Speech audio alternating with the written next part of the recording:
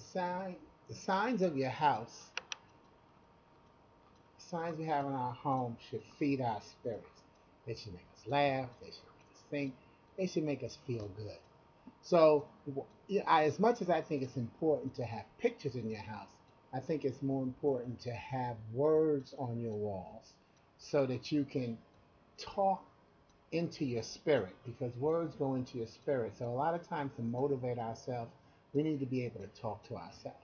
So, that's what I'm going to do is take you through my apartment or my house and just show you some of the signs that I have on my walls. In the bathroom, over my mirror, I have beauties in the eye of the beholder. You're beautiful. See, I don't need other people to tell me that I'm beautiful. It's important to talk to your spirit and let yourself know that you believe in yourself. So this is what I'm seeing the first thing in the morning when I'm brushing my teeth. So everybody else can confirm that I look good, but I've already told myself. In my guest bathroom, this time we aim to please, you aim to please. Of course, you gotta know your English grammar there to really catch that one. But another thing that your signs can do is that they can remind you of the important people in your life. And this one reminds me of Dave at my first visit to Chicago. I think we bought this from like a secondhand store, like a Goodwill or something. But it always cracks me up, and I think about Dave Toscano, and whenever I see this sign. But a lot of people who visit me when they go to the bathroom, not that I follow them to the bathroom, but I can hear them laughing in the bathroom when they first go in, and just get a chance to check that out. Now, you don't just have to have funny signs in your bathroom or on your walls. This one is about friendship. And it almost looks like the Ten Commandments, doesn't it? But it just goes down the list and just names some great qualities of friendship that are important to people. And my good friend Mike, I call him Mike Dog, he gave me this for Christmas one year when I was in New York. And in fact, it also gives me a nice flashback because it was when I had my first apartment in New York. And in New York, a lot of times you don't hear about people having their own apartments because everybody thinks it's so expensive. But I actually, at age 20, 19 or 20, had my own apartment. True, I started out with a roommate because I was living with my cousin, and then he left to move back down south, and then it became my apartment. So naturally, my apartment also became the hangout for all of my single friends. But we had a ball. But that's just definitely what this little plaque it does for me. And also, again, since I have it in my guest bathroom, obviously the people who come to my house, I consider them for the most part, my friends, and they'll be visiting. So it's good to talk this message into their spirit as well. This sign is on my door when I leave my apartment. Whenever I make an important decision in my life, I always say that my decisions have to qualify themselves by fulfilling at least two of these three reasons for me to make a yes vote. And it's kind of hard to get two without getting a third. But I also want to say I have this sign typed up and hung up in three spots. I have it on my wall in my bedroom, so it's one of the first things I read when I wake up in the morning, and it's actually near my bedroom door. So before I leave my bedroom, it's one of the things I read because it's something I believe. I have it in my office, and I'll point that out when we get to that slide, and to remind myself as I'm working, since I work out of my home, to remind myself again what I believe in, and I have it on my door as I'm leaving my apartment. Again, I'm always carrying my message with me and being focused on who I am. See the little Be Sporty thing? I actually cut that out in one of those um, you get the mailers with all the coupons. So believe me, that this had nothing to do with me. I don't even remember what the full sentence or what the ad was, but I don't care. I saw my name and I cut it out. And so as look at that, look at the message I'm giving myself whenever I walk out my door. I'm telling myself to be me, because the only time I'm going to be successful is when I'm myself. I also have that sign cut out and on my office door as well. So constantly recognize that you have to be you. You will only be successful when you're yourself. And it's hard enough being you. So imagine trying to be somebody else. In my living room on my on the top of my TV, be reasonable, do it my way. Hey, yeah, this is my house. A sign that I lost. I keep meaning to recreate it, but it's one that always sticks out in my mind. And it's, yeah, make yourself at home, but remember that you're not. See, I don't know how you act at home. So as much as people want to say, oh yeah, make yourself at home, and my mi casa su casa. You know what? I'm not going to tell you that when you come to my house. When you come to my house, it's my rules, and I don't think that there's anything wrong with that. I think it's good to set some boundaries, and what you also end up doing is you actually make your company comfortable by making it clear what your rules are. You may end up giving them something that they hadn't considered that they might want to incorporate as a rule in their house as well, or again, it might help them see a side of themselves that maybe they hadn't thought of. There's always another way to go, but obviously this one is pretty much a fun sign, and even though it is, I think that when we really think about it, a lot of people feel that way. Be reasonable, do it my way. Yeah, the flexible people, yeah, they want to flex as long as you agree with them. Kitchen magnets. This is refrigerator magnets. I say kitchen magnets because that's usually where you're going to see them, but they're on the refrigerator. My refrigerator is loaded with these magnets from wherever I go over the years in traveling. And every so often I switch up what I collect. There was a time where I collected baseball caps and then T-shirts and then magnets, and I've actually stopped collecting the magnets. I now collect pins that of different cities and states, and then I actually stick the pins on my luggage. So find ways to entertain yourself, and see, notice also that the magnets don't always have to be the name of the place that I was visiting. There's an inspirational one from my friend of mine. Attitude is everything. Pick a good one. And so, sometimes you just want to give yourself direction as to how you can make yourself feel better. And then see in the upper left, you can't read the whole thing, but that's a list of emergency contacts.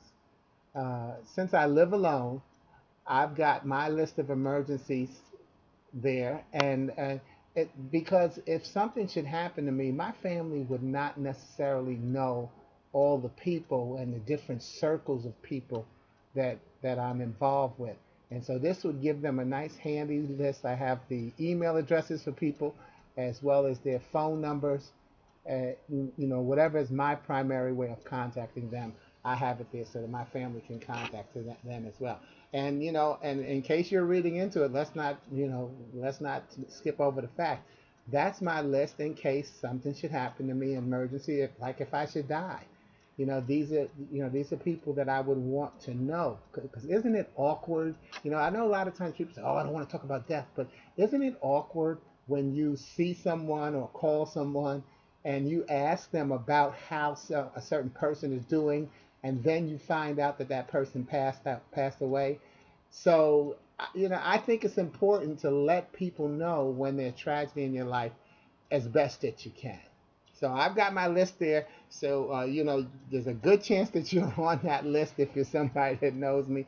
And actually what I've done is I've got like maybe a central person who I know would be responsible for contacting all the people who worked with me here or went to school with me there, that type of situation. Always think ahead. Hey, your legacy is important. And one thing that you want to recognize is that one day you won't be here. And so it's okay. It's okay to have that type of a plan. Refrigerator magnet, it's a good place to have it all. There's so many cliches. That's the other thing about words. There's so many cliches we use in our life and in our world. You know that one, a bird in the hand is better than a bird in the hand is better than two in the bush or whatever that one. I don't even know it because I don't use it. But as you can see, here's the updated one, and I didn't make this one up. But a bird in the bush usually has a friend in there with them. Again, finding a way to laugh. Now, for me, I think this is a great thing to put on a stove because when you're cooking, isn't that a spot where you get to be creative? And so that's to me why I've got this on my stove. It actually has a hole in it, so if you want to hang it over the top of the stove, that'd be a place, a good thing to do as well. So every place in your room, in your house, you should have words talking to you, and that's what this is doing. This is actually over the window. My good friend Frida gave me this before I relocated from Chicago to Charlotte. We create our tomorrow by what we dream today. And I love that because, again, I like talking about legacy, but tomorrow is an important day and it'll come. When it comes, I always say we always wish today were tomorrow, except when we get there, then we wish tomorrow were yesterday. uh, you know, we make a difference, and we will get to tomorrow. Let your faith tell you that you're going to make it. Sure, tomorrow's not promised, but that doesn't mean that you don't enjoy it when it becomes today. See what I'm saying there? Cool. All right, but create your tomorrow. Today is so important. What you do makes a difference. Who you are is important.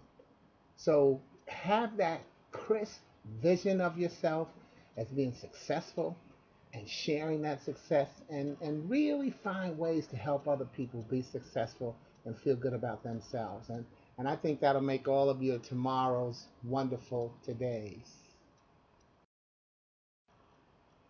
Behind my desk in my office. Now, if you see up that little fan with a little dog there, right underneath that is that sign I mentioned to you that has the my three variables for making my decisions. Because it's time, because I want to, and because I can. I remind myself of that. But also on this wall, this is behind my desk, and I tell myself, okay, this is my passion is speaking, and these are the people that have my back. And what you'll see up there, you'll see a couple of, in the upper left where it has the acronym of Sporty King. Some kids did that for me, some teenagers um, who are military kids. This is when I was in Denver in 2011. And they enjoyed the class that I did with them, showing them how to use acronyms and write poetry. And so they actually gifted me before we left the seminar that weekend by putting together an acronym of what Sporty King stood for. And then over to its right, some other kids that did that at a fifth grade class that I volunteered with. And you'll also see some uh, thank yous that I got from some volunteer programs. And here you hear me saying volunteer a lot because a lot of these things on this wall have to do with kids. Children are my passion in terms of how I see the world. Because if I can see it from what I would consider maybe like a childlike mentality, I think that keeps me creative and uh, and and more optimistic about the future because children, I always say children don't know what they have to lose, and so that's why they're so bold. As we quote unquote mature, that's where we get more realistic and we start to give in to stuff and become a little bit more fearful. We call it being realistic. But is being afraid realistic? I don't think so. I think we should grow more confident because we have to recognize how many things we've overcome that we probably didn't think we would. So feel good about yourself as you go forward. In the extreme right hand corner of that wall picture, you can't totally see it, but I also got my picture of my team up there, my San Antonio Spurs. Uh, I've got my baseball and basketball and football teams actually hung on each door in my apartment. Each door has a different team. Depending on the season, I put the jersey of my team on my door. So right now it's basketball season, so the Spurs jersey is on my door. I have my football jersey, my Dallas Cowboys. I have that on my guest room door, and on my bedroom door, I have my San Francisco Giants jersey. Again, so I just rotate them. And though those are not actually words, that because I'm talking about having signs and words on your door, on your wall, again, anything you can do that makes you stop, pause, or just think about who you are and connect to what you believe in is important. And by the way, that little fan in the upper right hand, it's called Leo the I forgot what he's called, Leo the dog. He's a story dog, but a good friend of mine, Jake, um, Pierce Baba, gave me that, and it always reminds me of her because she's one of my favorite people in AATH, which is the Association for Applied and Therapeutic Humor, an organization I belong to, and we believe in the healing power of laughter and healthy humor research. So, check that one out, aath.org, and consider becoming a member, but also more importantly, consider the research and information we have, because that's also what I'm talking about in terms of how the signs on your wall can make a difference for you. And as long as I'm giving somebody some publicity here, the kids that I was talking about, that first on the left, the military kids, I also work with a group called the Yellow Ribbon Reintegration Program. So that's where I'm dealing with military members and family members who are going through the deployment cycle. What a blessing that has been to me, and that I've been able to be to them. God is good.